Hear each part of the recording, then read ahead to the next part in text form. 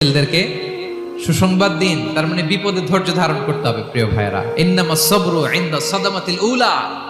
বিপদে আমরা অনেক সময় প্যানিক হয়ে যাই, অস্থির হয়ে যাই, কি করব, হতাশ। না, মুমিনরা হতাশ হয় না, ধৈর্য ধারণ করে। কি করে? কি করে?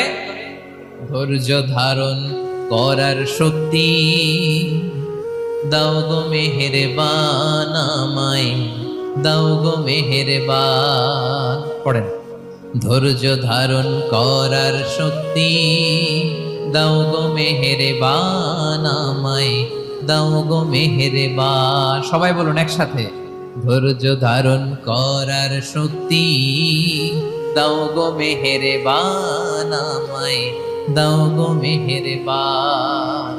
বুকের ভেতর ব্যথার নদী বইছে অবিরা, বইছে